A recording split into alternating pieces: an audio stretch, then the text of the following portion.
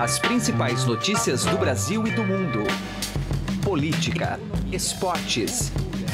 Informação com a credibilidade do maior jornal do país. Estadão Notícias.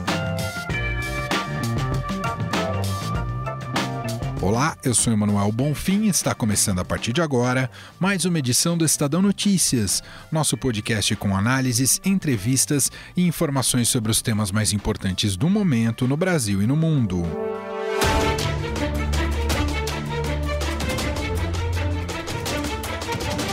O acordo entre Mercosul e União Europeia foi comemorado como o título de Copa do Mundo pelo governo brasileiro. Um dos responsáveis pela negociação, o ministro das Relações Exteriores, Ernesto Araújo, classificou de vitória da diplomacia comercial. Acho que realmente todos concordamos que é um dia histórico para a política comercial brasileira, para o Mercosul, e um dia muito importante para o nosso governo. O tratado, que abrange bens, serviços, investimentos, entre outras questões, vinha sendo discutido há 2 décadas por europeus e sul-americanos. O acordo permitirá que a maior parte dos produtos seja comercializada entre os blocos com tarifa zero. A ministra da Agricultura, Tereza Cristina, outra responsável por costurar o acordo, afirmou que várias concessões foram feitas. Houveram várias concessões em termos ou de volumes ou de taxas, né, de entrada. Então, mas são muitas, né? Juntos, Mercosul e União Europeia reúnem cerca de 780 milhões de pessoas e representam aproximadamente 25% do PIB mundial. Mas nem tudo são flores. Alguns países europeus estão preocupados com a concorrência dos produtos sul-americanos no continente e colocam um acordo em risco. A França, a maior potência agrícola europeia, disse que não está preparada no momento para ratificar o acordado. Outro ponto espinhoso nessa história é a questão ambiental. O Brasil se mostrou incomodado com o fato dos europeus, principalmente a Alemanha, pedirem garantias em relação às políticas contra o desmatamento da Amazônia, como ficou claro nessa reação do presidente Jair Bolsonaro. Até eu convidei para conhecer a região amazônica. Não é porque eles destruíram as matas deles, nós vamos destruir as nossas. Já o ministro das Relações Exteriores, Ernesto Araújo, botou panos quentes na história. Temos total compromisso contra o desmatamento e, inclusive, à luz dos nossos compromissos internacionais e pelo próprio mérito de combater o desmatamento, toda a nossa política é de preservação ambiental e de utilização totalmente racional e sustentável dos nossos recursos naturais, seja na Amazônia, seja nos outros biomas. Mas afinal, o acordo entre Mercosul e União Europeia vai mesmo prosperar? Quais são os entraves a serem enfrentados a partir de agora? A edição do podcast de hoje vai analisar o tema numa conversa com a economista e colunista do Estadão, Mônica De Bolle, que atende a gente direto de Washington, nos Estados Unidos, e já você vai ouvi-la. O Estadão Notícias é publicado de segunda a sexta-feira, sempre às 6 horas da manhã. Você pode nos seguir e assinar gratuitamente nas plataformas iTunes, Deezer, Spotify, Google Podcasts e qualquer agregador de podcasts. Seja bem-vindo e bem-vinda e boa audição. Estadão Notícias.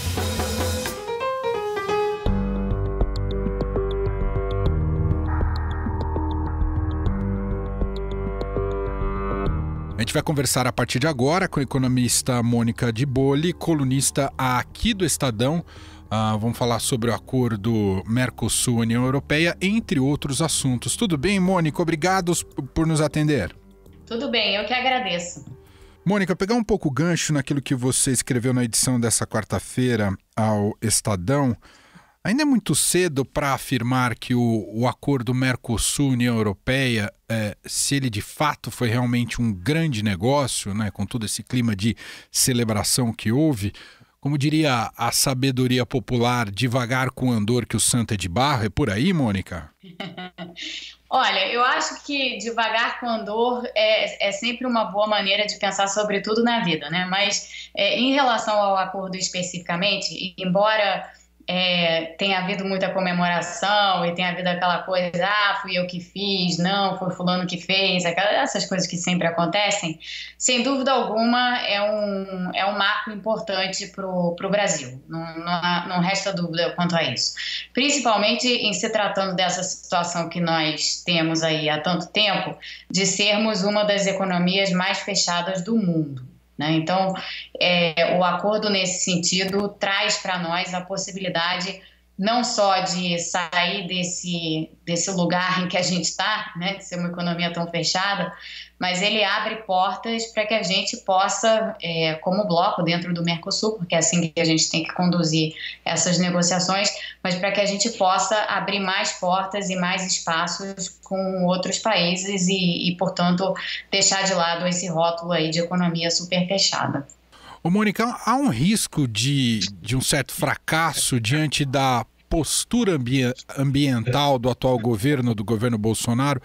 Propriamente, inclusive na França já tem relatos que o Macron está apanhando de todos os lados lá dos verdes. Esse risco existe, e eu acho que esse risco, hoje a gente está vendo ele se manifestar na França, mas na verdade quando a gente olha a composição do Parlamento Europeu, nas últimas eleições de maio, a gente viu a ascensão dos partidos verdes na Europa toda, Então eles estão ocupando mais assentos no parlamento e existe, sem dúvida alguma, embora haja sempre o contraponto aí da extrema-direita e da ascensão da extrema-direita na Europa, existe hoje em dia uma preocupação muito grande dentro do Parlamento Europeu e em outros, e dentro dos países que compõem a União Europeia, tem uma preocupação ambiental muito forte. E sem dúvida alguma, quer dizer, como o acordo, no estágio em que ele está agora, ele ainda vai passar por revisões jurídicas, por revisões técnicas. Algumas negociações não estão completamente concluídas ainda, isso é normal, esses acordos geralmente são assim mesmo. E depois disso tudo, aí sim é que você assina o acordo e aí ele vai para os parlamentos para ser ratificado.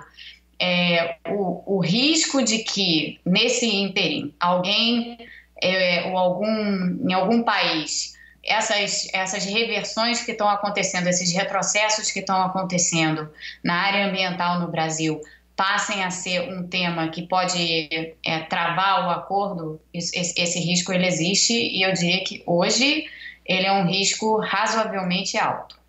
Ou seja, Mônica, é preciso pensar esse acordo até também, inclusive, de uma maneira mais pragmática, mais do que simplesmente achar que é uma vitaminada no consumo e no comércio. Ele deveria tornar nossas sociedades, digo aqui do ponto de vista da América Latina e de cidades e de países, nos tornar melhores do que meramente bons consumidores. É por aí, Mônica? É certamente por aí.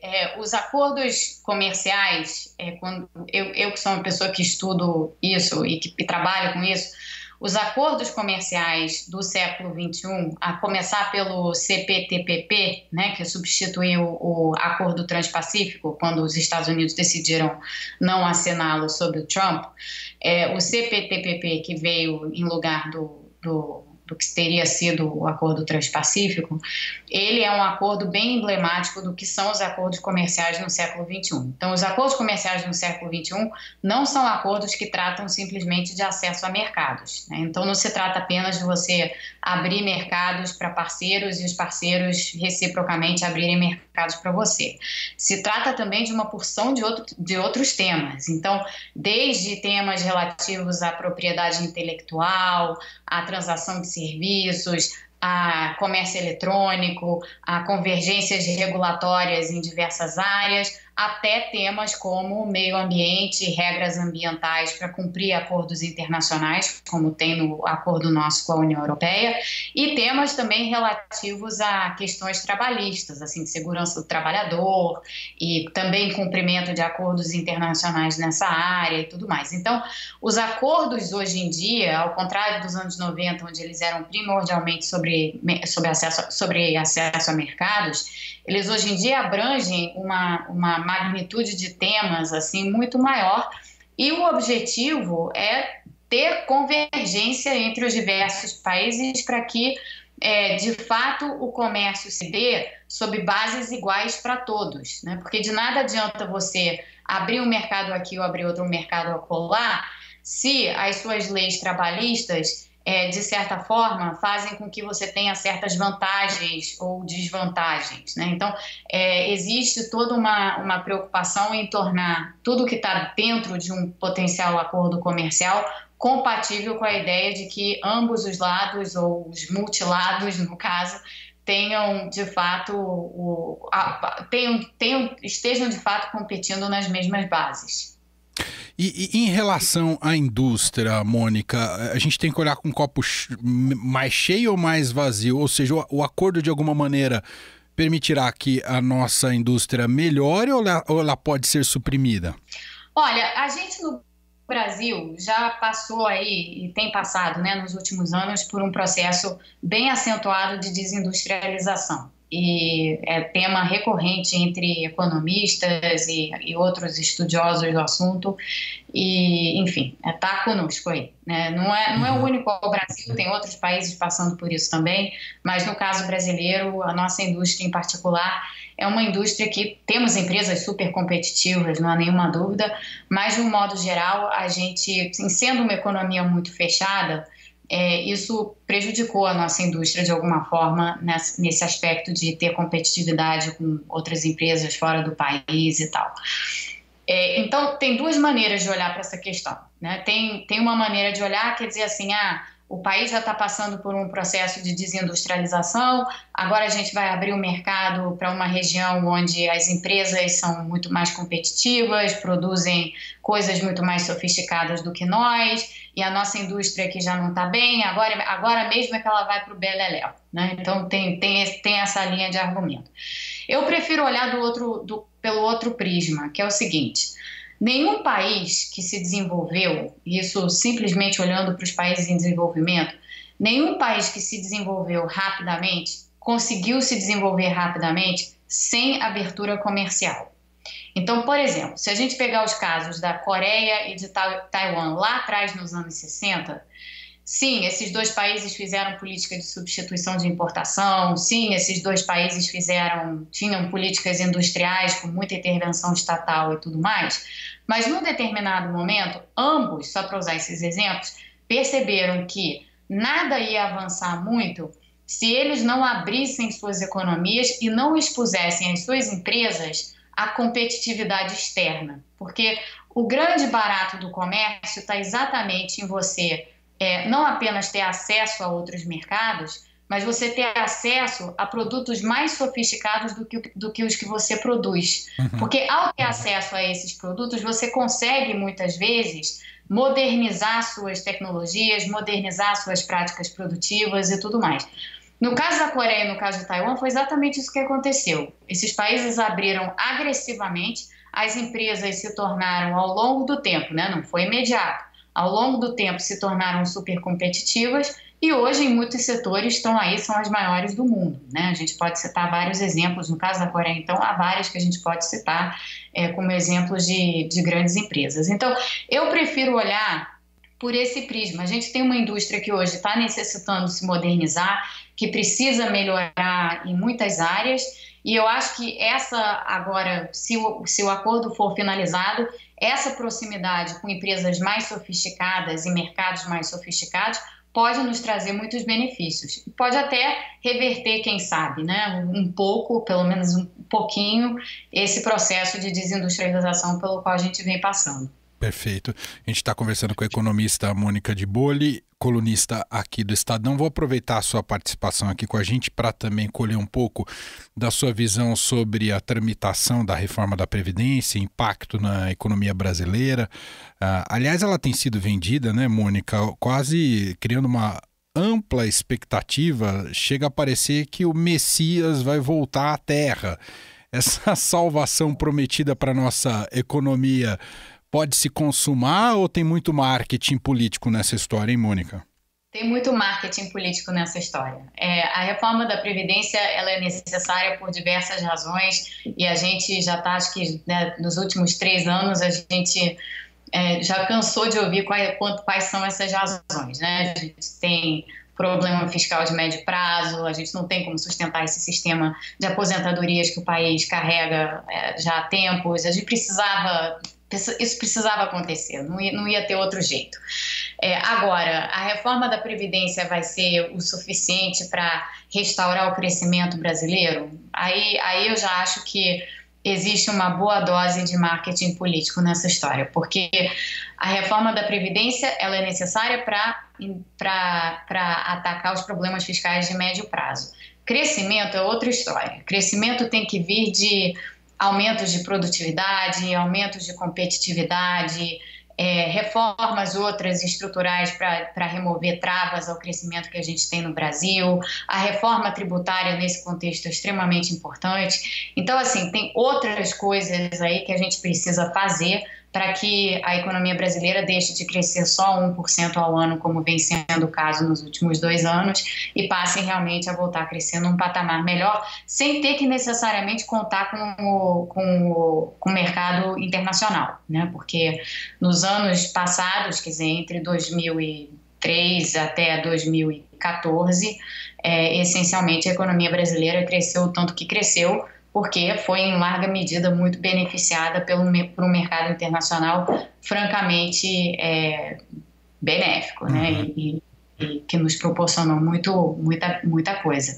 Mas esse não é mais o caso agora, né? E, na realidade, a gente está numa situação bem complicada, a guerra comercial entre Estados Unidos e China, uma porção de dúvidas aí sobre o cenário externo, e, portanto, o Brasil precisa fazer muito mais para conseguir crescer com as próprias pernas. A reforma da Previdência não é o que vai fazer isso acontecer. Trocando em miúdos, Mônica, a equipe econômica do Paulo Guedes ainda não lutou pelo essencial, que é o crescimento da economia brasileira e combater essencialmente o desemprego no país? Ainda se fez muito pouco por isso? Eu acho que isso é difícil de dizer, porque ou melhor, não seria nem justo muito dizer, porque são só 6 meses de governo, né? E de todo modo, de toda maneira, a reforma da Previdência ia ser a primeira reforma em qualquer governo e de qualquer maneira, porque esse era o problema mais urgente que o Brasil tinha que resolver. Eu já estou falando aqui como se a reforma da Previdência tivesse sido aprovada. Não foi, né? A gente ainda tem que passar por isso. Mas está caminhando para isso e eu acho que é o que vai acontecer naturalmente. O que a gente precisa agora começar a pensar, e aonde ainda tem 3 anos e meio pela frente aí para a equipe econômica fazer muita coisa, tem que pensar o que vem depois disso, né? Então, para de fato ter os efeitos que todo mundo gosta de dizer que a reforma da Previdência vai ter, e que a gente sabe que não vão ser da reforma da Previdência, é preciso ter uma estratégia para como fazer as outras reformas, que todas elas que vão precisar do Congresso e de aprovação do Congresso, para que de fato se resgate o potencial de crescimento da economia brasileira. Isso vai depender, sim, claro, da equipe econômica, mas em grande parte isso vai depender da capacidade de articulação política do governo, que até agora deixou a desejar, né? Ou seja, isso se liga com o nosso início de assunto aqui, com relação ao acordo com a União Europeia. As outras reformas, como desburocratizar o Estado brasileiro, também vai favorecer um aproveitamento melhor desse acordo com a União Europeia, no final das contas, né, Mônica? Sem dúvida alguma. Assim, tudo que a gente puder fazer de reformas à frente, né, depois de aprovada a reforma da Previdência, tudo isso é positivo para fazer com que o acordo com a União Europeia funcione da melhor forma possível e nos traga o máximo de benefícios, sem dúvida. Muito bem, ouvimos a economista Mônica De Bolle, colunista do Estadão, gentilmente atendendo aqui ao nosso programa, analisando um pouco mais do acordo Mercosul e União Europeia e também falando sobre a reforma da Previdência e seu possível impacto. Muito obrigado, viu, Mônica? Um grande abraço. Muito obrigada, um abraço. Estadão Notícias. Direto ao assunto, com José Neumann e Pinto.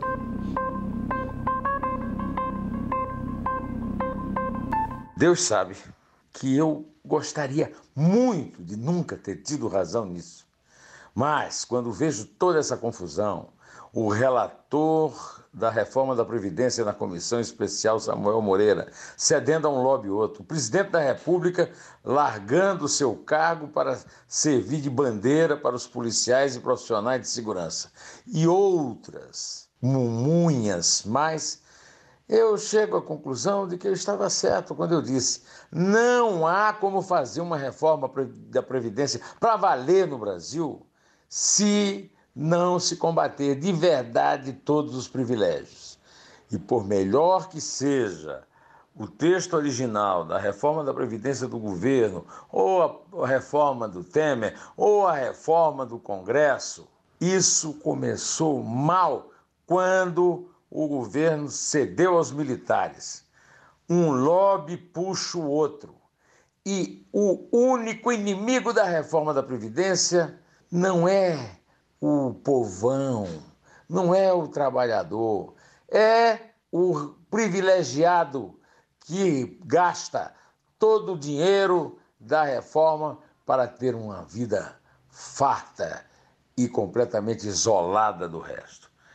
Desde o momento em que se cedeu à existência de uma reforma especial para militares, que eu tenho avisado aqui, uma reforma da Previdência, para ter valor, para ter prestígio popular, ela precisa começar combatendo os privilégios.